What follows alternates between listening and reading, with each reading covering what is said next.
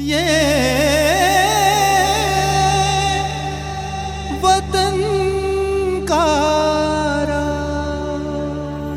वतन करा के श्रोताओं को सुधा अनुपम का नमस्कार। डॉक्टर प्रफुल्ल चंद्र राय भारत के महान रसायन शास्त्री, उद्यमी और शिक्षक थे। आचार्य राय केवल आधुनिक रसायन शास्त्र के प्रथम भारतीय प्रवक्ता ही नहीं, रसायन उद्योग के संस्थापक भी थे। सादा जीवन और उच्च विचार वाले उनके बहुआयामी व्यक्तित्व से प्रभावित होकर महात्मा गांधी ने कहा था कि शुद्ध भारतीय परिधान में इस सरल व्यक्ति को देखकर विश्वास ही नहीं होता कि वो एक महान वैज्ञानिक हो सकता है। आचार्य राय की प्रतिभा इतनी विलक्षण थी कि उनकी आत्मकथा life and experiences of Bengali chemist के प्रकाशित होने पर अंतर्राष्ट्रीय विज्ञान पत्रिका नेचर ने उन्हें श्रद्धा सुमन अर्पित करते हुए लिखा था कि लिपिबद्ध करने के लिए संभवतः प्रफुल्ल चंद्र राय से अधिक विशिष्ट जीवन चरित्र किसी और का नहीं हो सकता। आचार्य राय भारत में केवल रसायन शास्त्र ही नहीं, आधुनिक विज्ञान के भी प्रस्तोता थे।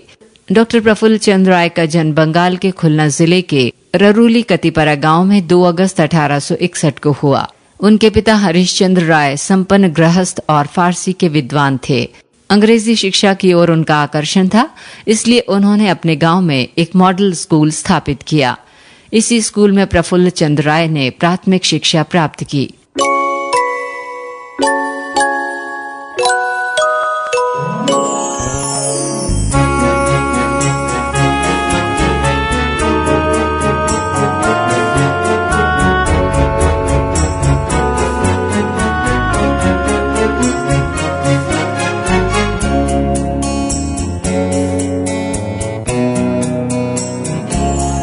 जननी ज्ञान दे, आत्मभान दे, जननी ज्ञान दे, आत्मभान दे, जननी ज्ञान दे, आत्मभान दे, जननी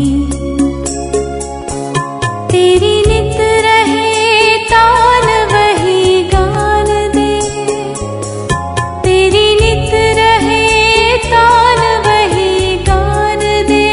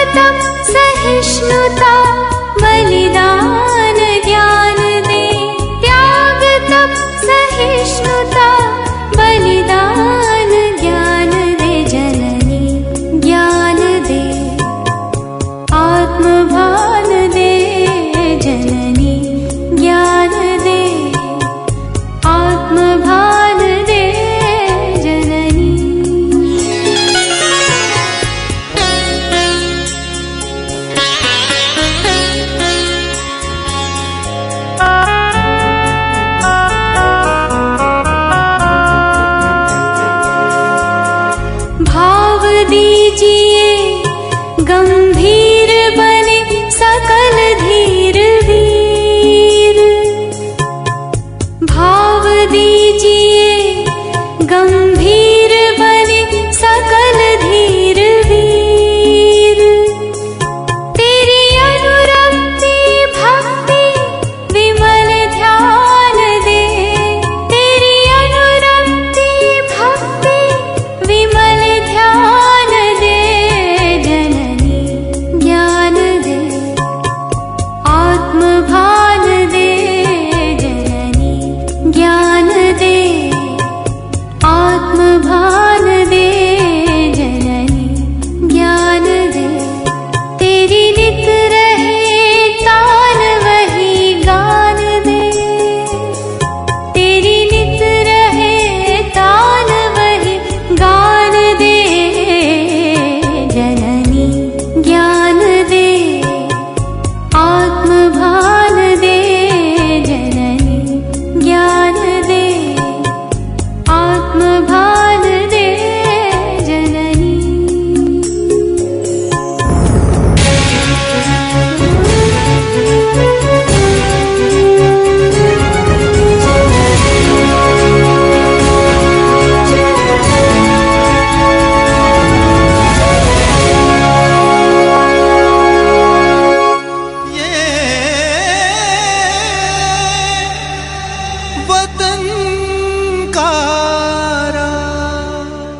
प्रफुल्ल जब 12 साल के थे तो दूसरे बच्चे परियों की कहानी सुनते थे, लेकिन वे गैलीलियो और न्यूटन जैसे वैज्ञानिकों की जीवनियां पढ़ते थे।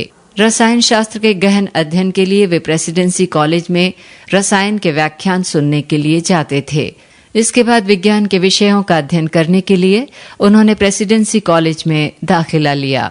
अपनी मेहनत और अध्ययन के बल पर उन्होंने एफए के साथ इंग्लैंड के एडिनबरा विश्वविद्यालय की स्कॉलरशिप परीक्षा पास की और 1882 में वे बीएससी के छात्र बनकर एडिनबरा गए। इसी विश्वविद्यालय में रसायन शास्त्र का अध्ययन करते हुए उन्होंने 1887 में डॉक्टर ऑफ साइंस की उपाधि प्राप्त की। इसके बाद स्कॉलरशिप पाकर वे वहीं पर 1 साल तक शोध करते रहे।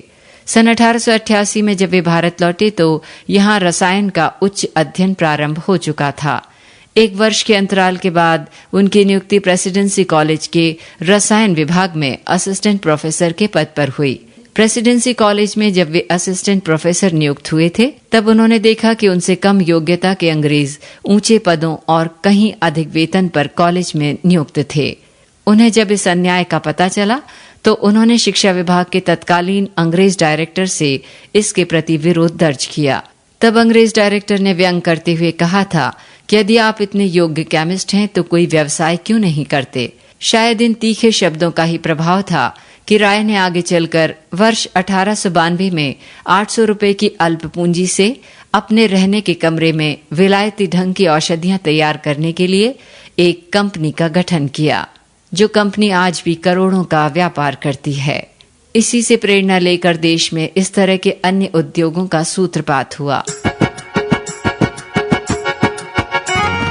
जब तिलाही रंग सिखों को नचाया जाएगा, जब तिलाही रंग सिखों को नचाया जाएगा, जब मेरी गैरत को दौलत से लड़ाया जाएगा, जब मेरी गैरत को दौलत से लड़ाया जाएगा, जब रगे इतिहास का मेरी दबाया जाएगा। है वतन, है वतन, है वतन, है वतन, उस वक्त भी मैं तेरे रंग में गाऊंगा और अपने पाँव से अंबार से टकराऊंगा, और अपने पाँव से अंबार से टकराऊंगा।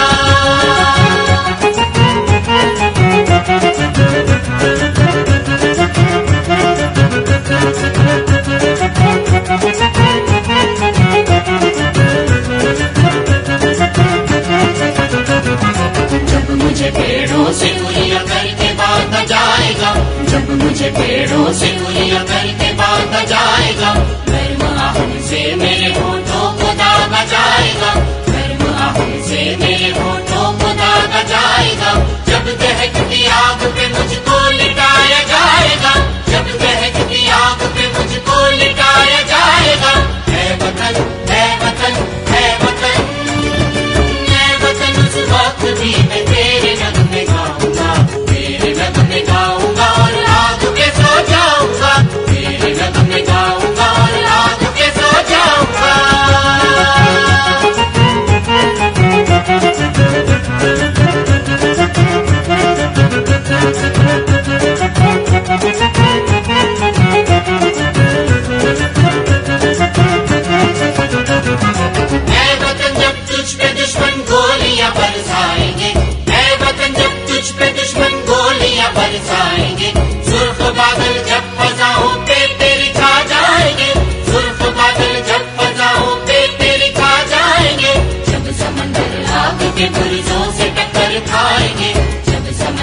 आग के बुर्जों से टक्कर खाएंगे। है वतन, है वतन, है वतन, है वतन, उस वक्त भी मैं तेरे नगमे गाऊंगा। तेरे की झंकार बन के मिसले तूफान आऊंगा। तेरे की झंकार बन के मिसले तूफान आऊंगा।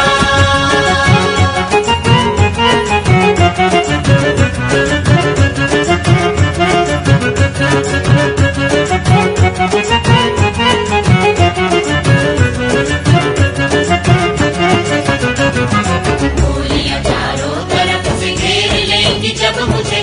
गोलियां चारों तरफ से घेर लेंगी जब मुझे। और तन्हा छोड़ देगा जब मेरा मरकब मुझे। और तन्हा छोड़ देगा जब मेरा मरकब मुझे। और संगीनों पे चाहेंगे उठाना कब मुझे। और संगीनों पे चाहेंगे उठाना कब मुझे। है वतन, है वतन, है वतन, है वतन, उस वक्त भी मैं तेरे नगमे गाऊंगा। मरते मरते एक तमाशाए वफा बन जाऊंगा। मरते मरते एक तमाशाए वफा बन जाऊंगा।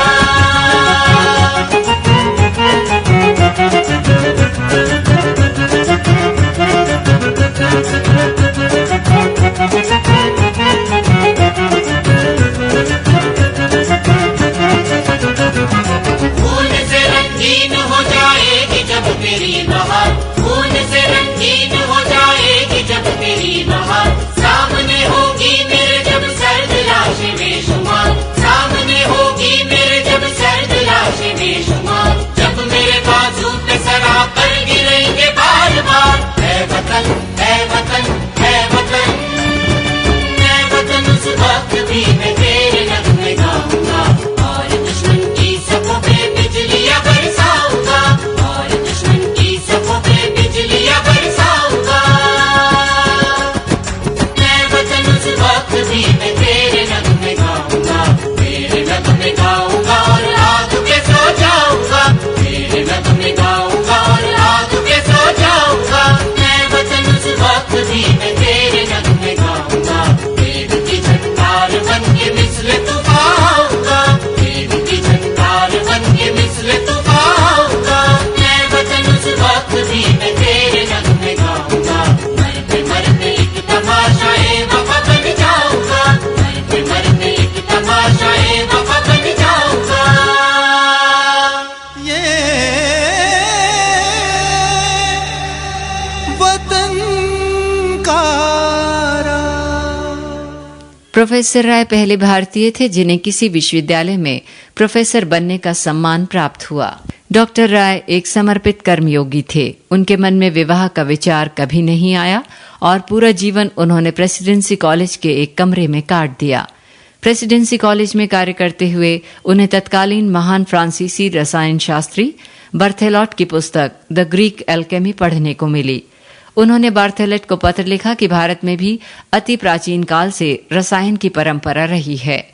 बर्थेलॉट के आग्रह पर डॉक्टर राय ने नागार्जुन की पुस्तक रसेंद्र सार संग्रह पर आधारित प्राचीन रसायन के विषय में एक लंबा लेख लिखकर उन्हें भेज दिया।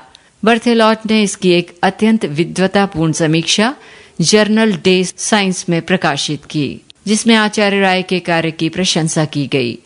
इससे उत्साहित होकर आचार्य ने अंततः अपनी प्रसिद्ध पुस्तक हिस्ट्री ऑफ हिंदू केमिस्ट्री का लेखन किया, जो विश्व विख्यात हुई और जिसके माध्यम से प्राचीन भारत के विशाल रसायन ज्ञान से समस्त संसार पहली बार परिचित हुआ और आश्चर्यचकित रह गया।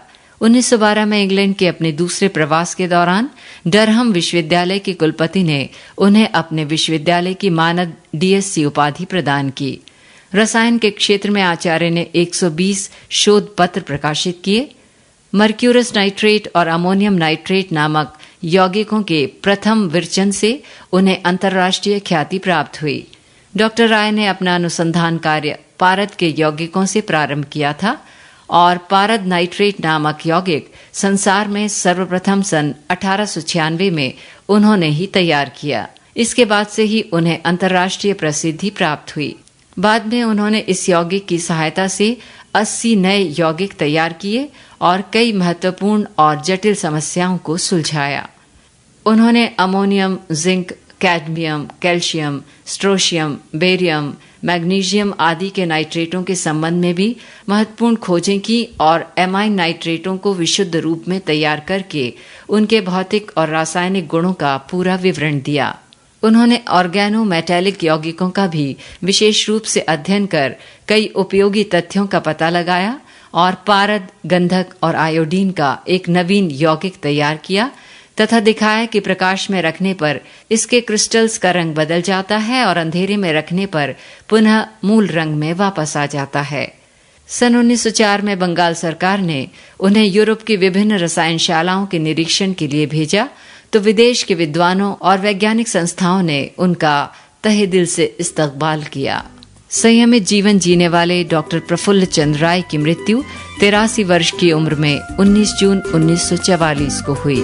वे भारतवासियों के लिए हमेशा वंदनीय रहेंगे। कहते हैं अलविदा इस जहान को, कहते हैं अलविदा इस जहान को, जाकर खुदा के घर फिर आया ना जाएगा, जाकर खुदा के घर फिर आया ना जाएगा। कहते हैं अलविदा इस जहान को, इस जहान को, कहते हैं अलविदा इस जहान को।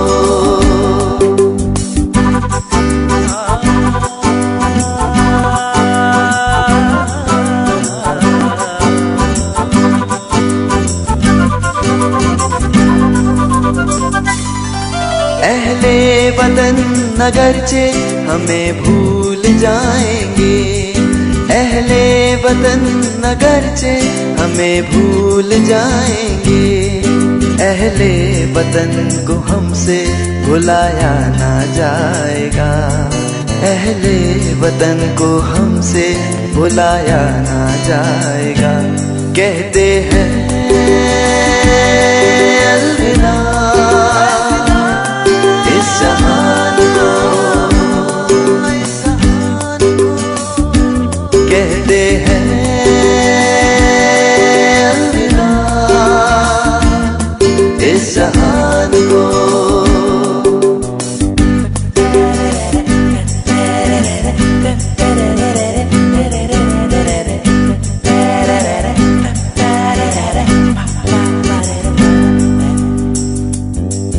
जुल्मों सितम से तंग न आएंगे हम कभी, जुल्मों सितम से तंग न आएंगे हम कभी, जुल्मों सितम से तंग न आएंगे हम कभी, जुल्मों सितम से तंग न आएंगे हम कभी। हमसे सरे नियाज झुकाया ना जाएगा, हमसे सरे नियाज झुकाया ना जाएगा। कहते हैं अलविदा इस जहान को, इस जहान को, कहते हैं अलविदा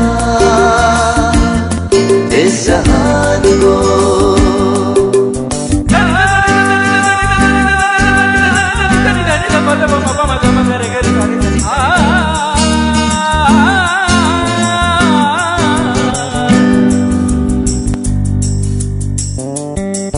हम जिंदगी से रूठ कर बैठे हैं जेल में, हम जिंदगी से रूठ कर बैठे हैं जेल में। अब जिंदगी हमको यूं मनाया ना जाएगा, अब जिंदगी हमको यूं मनाया ना जाएगा।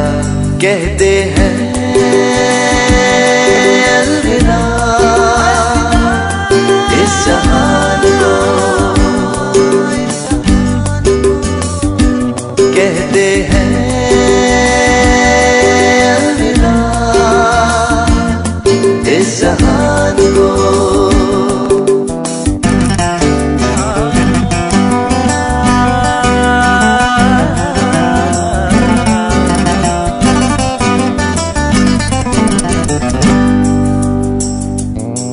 ये सच है मौत हमको मिटा देगी दूरे से, ये सच है मौत हमको मिटा देगी दूरे से, ये सच है मौत हमको मिटा देगी दूरे से, ये सच है मौत हमको मिटा देगी दूरे से।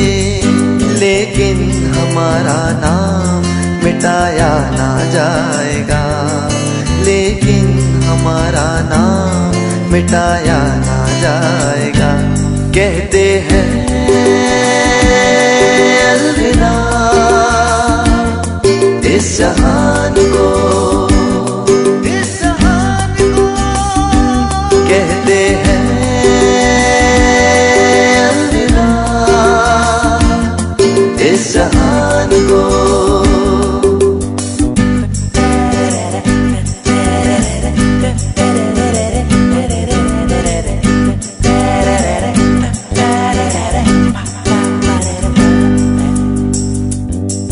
यारों है अभी वक्त हमें देखभाल लो, यारों है अभी वक्त हमें देखभाल लो।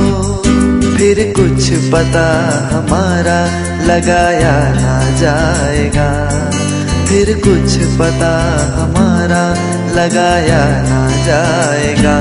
कहते हैं अलविदा इस जहान को, कहते हैं अलविदा इस जहान को।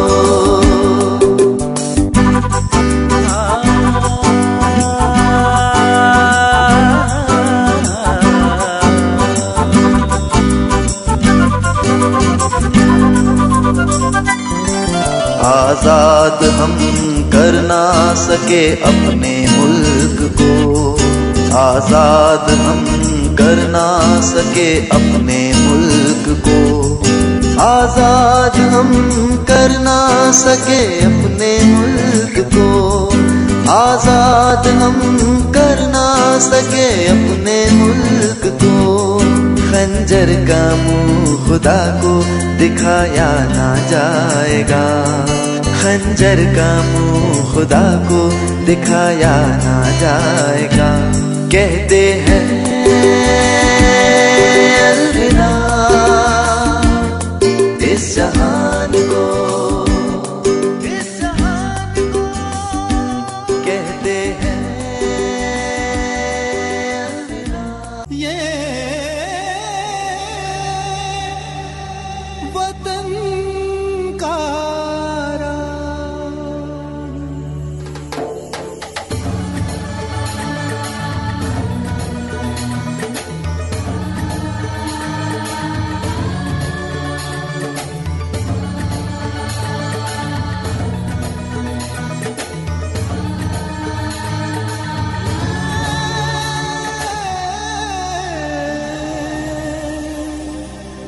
वतन